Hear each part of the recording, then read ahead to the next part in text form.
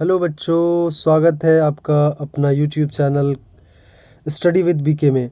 तो मैं अभी आपको जो आज एग्ज़ाम हुआ है हिंदी का, मैंने 9th क्लास का जैक बोर्ड हिंदी का जो एग्ज़ाम हुआ है उसका मैं क्वेश्चन का आंसर कराने जा रहा हूँ। आप लोग बताएं कितना सही हुआ, कमेंट में ज़रूर बताएं और अपना आंसर की मिला लें कि कितना सही हुआ है। ठीक है, तो सीधा हम क्वेश्चन पे चलते हैं। ये गद्यांश दिया हुआ है, गद्यांश नहीं पढ़ते हुए सीधा हम क्वेश्चन पे जाते हैं।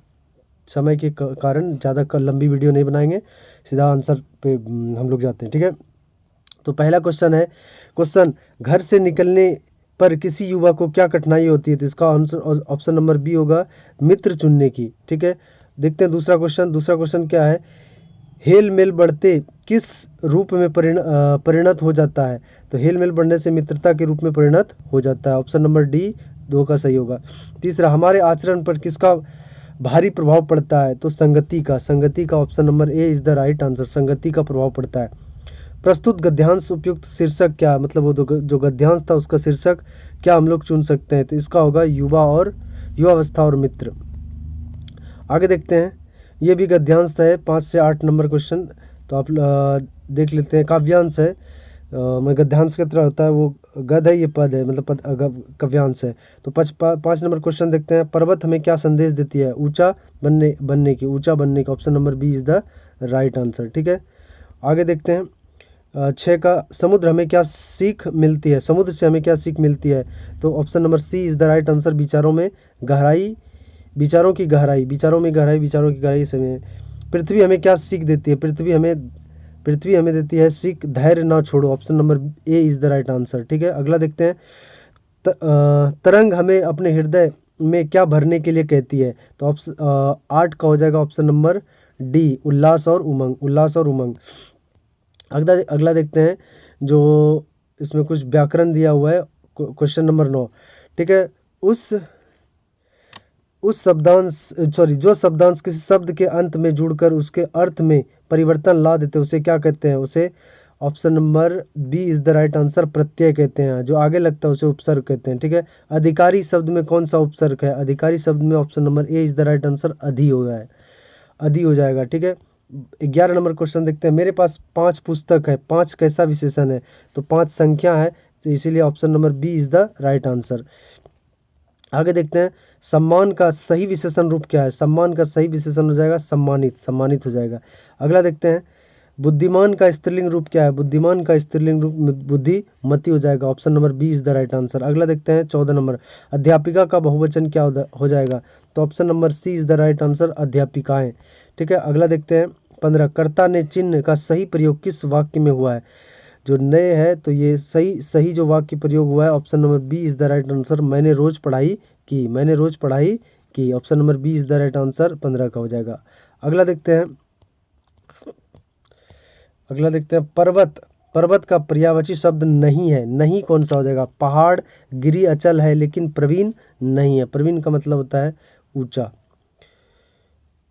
मैंने आदर्श में ऊंचा। अंधकार का सही विलोम शब्द क्या होता है? अंधकार का सही विलोम शब्द प्रकाश होता है। अगले देखते हैं, एड़ी चोटी का जोड़ लगाना। क्वेश्चन नंबर 18, एड़ी चोटी का जोड़ लगाना मुहावरे का सही अर्थ क्या हो जाएगा? बहुत प्रयत्न करना, बहुत प्रयत्न करना। ठीक है, थोड़ा नहीं, बहुत प्रयत्न करना। कहते हैं ना कि एड़ी चोटी उसने काम कर दिया। आगे देखते हैं, क्वेश्चन नंबर 19, सदा और सादा का सही अर्थ क्या हो जाएगा? तो ये 19 का हो जाएगा ऑप्शन नंबर बी, सादा। सदा मतलब होता है हमेशा, और सादा, सादा का मतलब होता है सरल। आगे देखते हैं, क्वेश्चन नंबर 20, सुयश ने पढ़ाई की और खेलने चला गया, यह वाक्य कौन सा वाक्य है? तो ये हो जाएगा ऑप्शन नंबर बी, संयुक्त वाक्य हो जाएगा। ठीक है, आगे देखते हैं, ये दिया है ध्यानपूर्वक, गद्यांश 21 से 24 तक है गद्यांश है। ये गद्यांश आप लोग देख, सीधा हम क्वेश्चन पे जाते हैं। इस प्रस्तुत गद्यांश किस पाठ से लिया गया है? तो ये दो बैलों की कथा से लिया गया है। 21 का ऑप्शन नंबर बी। आगे देखते हैं 22, दो बैल किस भाषा में एक दूसरे से बात करते? तो मुख भाषा से बात करते। तो पढ़ाए थे हम लोग, बहुत अच्छे से पढ़े हम लोग, बच्चे सबको पढ़ाए थे। किसमें दूनी शक्ति आ गई, मैंने दुगुना शक्ति किसमें आ गई? हीरा और मोती। Option number D is the right answer, 23 का। 24, दोनों बैल मजबूत पागे को तोड़कर किस तरफ भागे? तो दोनों भागे तोड़कर खेत की तरफ भागे, यानी option number B is the right answer, 24 का। अगला देखते हैं, अगला है ये भी ध्यानपूर्वक पढ़ना है, 25 से 28 तक इसमें भी लगाना है टिक। आगे देखते हैं, प्रस्तुत काव्यांश के कवि कौन है? तो माखनलाल चतुर्वेदी। माखनलाल चतुर्वेदी ये है 25 का option number A is the right answer. अगला देखते हैं, कवि ने हथकड़ियों को क्या कहकर संबोधित किया था? तो ये कवि ने हथकड़ियों को ऑप्शन नंबर ए ब्रिटिश राज का गहना कहकर संबोधित किया था। आगे देखते हैं क्वेश्चन नंबर 27, पराधीन शब्द जेलों में किससे मोट खिंचवाए जाते थे? तो पराधीन भारत की जेलों में किससे मोट खिंचवाए जाते थे? तो ये इसका हो जाएगा ऑप्शन नंबर सी, यानी भारतीय कैदियों से। ऑप्शन नंबर सी, भारतीय कैदियों से।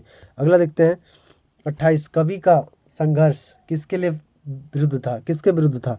कवि का संघर्ष किसके विरुद्ध था? तो तत्कालीन, option number D is the right answer, तत्कालिक ब्रिटिश शासन के विरुद्ध था। 29 से 40 तक देख लेते हैं, इसमें क्या दिया है। किसने बालिका मैना का दया भाव दिखाया? तो इसका हो जाएगा सेनापति है। आगे देखते हैं, ल्हासा की यात्रा के दौरान लेखक किस मार्ग में अपने साथियों से पिछड़ गया? तो लटखोर से पिछड़ गया। ठीक है, option number A is the right answer, 30 का। अगला देखते हैं, गुरुदेव किसे कहा गया? गुरुदेव तो सबको पता है, 31 का सी हो जाएगा, रविन्द्रनाथ टैगोर के द्वारा कहा गया है। अगला देखते हैं, फॉल ऑफ स्पायरो किसकी रचना है? तो ये है सलीम अली, इसका ये सलीम अली नेशनल पार्क भी है, ये सलीम अली है। आगे देखते हैं, मेघ आए कविता में पाहुन किसे कहा गया है? पाहुन मेघ को कहा गया। Option number B is the right answer, 33 नंबर का। आगे देखते हैं 34, किसको सब श्वासों की श्वास में कहा गया है? तो इसका हो जाएगा 34 का सी हो जाएगा, 34 का सी हो जाएगा। कवि रसखान पक्षी के किस रूप में किस नदी के तट पर अपना बसेरा बनाना चाहते थे? तो किस तट पर? तो यमुना नदी के तट पर।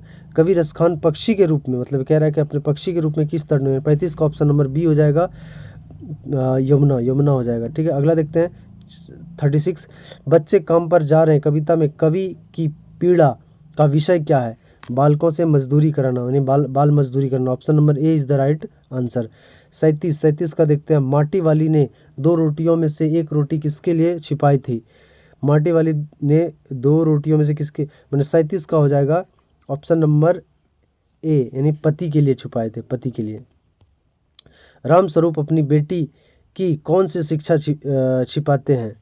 रामस्वरूप अपनी बेटी की जो है ऑप्शन नंबर बी, उच्च शिक्षा, यानी 38 का हो जाएगा ऑप्शन नंबर बी। ठीक है, आगे देखते हैं, मेरे संग की औरतें पाठ में किसका हृदय परिवर्तन होता है? तो इसमें होता है ऑप्शन नंबर सी, यानी चोर का होता है।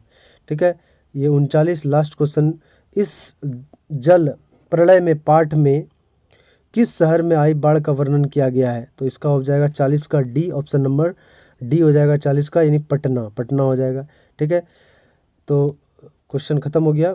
तो प्यारे बच्चों, अगर सभी अपना अपना मिला लें कितना सही हुआ है, और कमेंट के नीचे ज़रूर बताएं कि कुल स्कोर इसमें 40 में आपका कितना हुआ, और चैनल को सब्सक्राइब कर लें और दोस्तों के साथ शेयर कर लें। तब तक के लिए जय हिंद, वंदे मातरम।